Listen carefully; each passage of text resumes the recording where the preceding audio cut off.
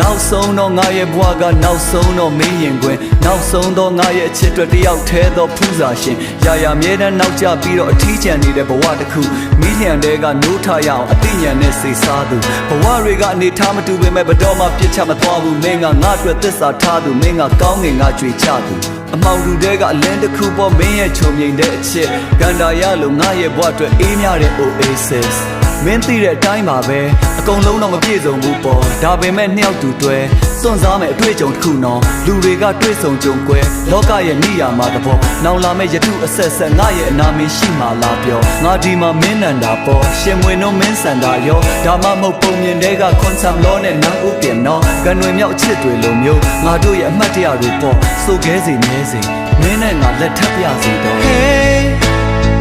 ဘာဖြစ်ဖြစ်ချင်မဲ့